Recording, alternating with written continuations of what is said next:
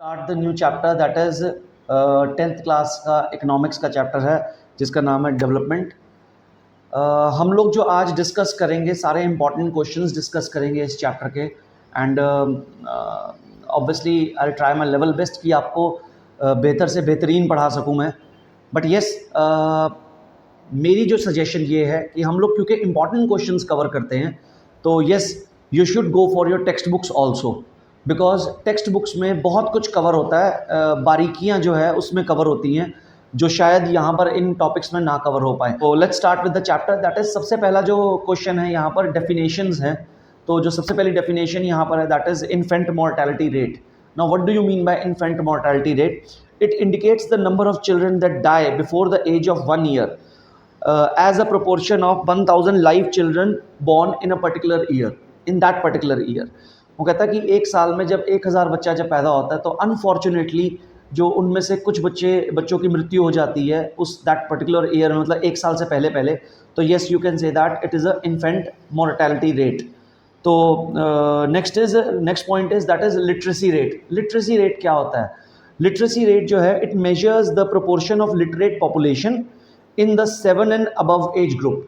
7 और उससे ऊपर के जो साल के जो बच्चे हैं उनमें कितने बच्चे पढ़े लिखे हैं, तो that is called literacy rate. Next जो हमारी डेफिनेशन है that is third definition, life expectancy at birth. इसका मतलब क्या होता है? It is the average expected length of life of a person at the time of birth. जब एक व्यक्ति पैदा होता है, इंसान पैदा होता है, तो उसकी एवरेज लाइफ कितनी होती है, that is called life expectancy at birth.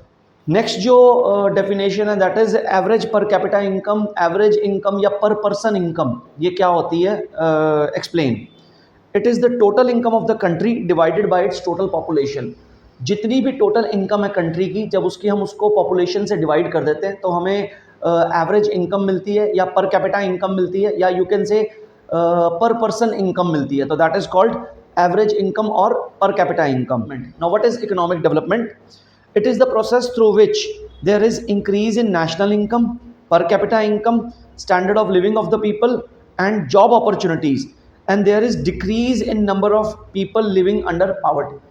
वो कहता है कि इकोनॉमिक डेवलपमेंट का बेसिकली मतलब क्या होता है कि ये वो प्रोसेस है जिसके थ्रू क्या कहते हैं आपकी नेशनल इनकम इंक्रीज़ हो रही है, आपका पर कैपिटा इनकम इंक्रीज़ हो रहा है, स्टैंडर्ड ऑफ लिविंग जो लोगों की है जो कि अब वो थोड़ा सा जो पहले थोड़ा सा लेवल थोड़ा कम था, बिकॉज इकोनॉमिक डेवलपमेंट के कारण अब उनका लेवल इंक्रीज़ हो रहा है उनको। और ये क्यों हो रहा है? बिकॉज उनकी इनकम बढ़ रही है, उनकी आय बढ़ रही है एंड ऑब्वियसली उनको जॉब अपॉर्चुनिटीज़ मिल रही है, ये भी एक कारण है।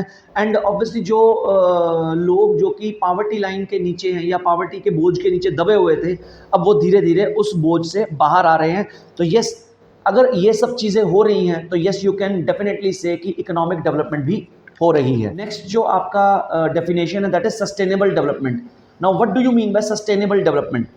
It is the process of economic development which aims at maintaining the quality of life for the present and future generation without harming the natural resources and environment। ये वो प्रोसेस है इकोनॉमिक डेवलपमेंट का जिसका basically M क्या होता है कि आज हम जो इस्तेमाल कर रहे हैं चीज़ें, वो आने वाले फ्यूचर में हमारे बच्चे भी उसको देखें और उसको एक्सपीरियंस करें, महसूस करें कि यार यस हमारे फोर फादर्स ने ये चीज़ें इस्तेमाल की थी। तो लेकिन हाँ, इस चीज़ का भी हमें ध्यान रखना है कि फ्यूचर जनरेशन के लिए हम लोग बचाएं तो सही, लेकिन अगर करंटली हम इन चीज़ों को इस्तेमाल कर रहे हैं तो हम अपने नेचुरल रिसोर्सेज को या एनवायरनमेंट को हार्म ना करें उन चीज़ों का इस्तेमाल करके। तो that process of keeping it for the future use also and also for ourselves, हम भी उस चीज़ का क्या कहते हैं लाभ उठाएं एंड ऑब्वियसली जो हमारी फ्यूचर जनरेशंस है वो भी इस चीज़ का लाभ उठाएं। तो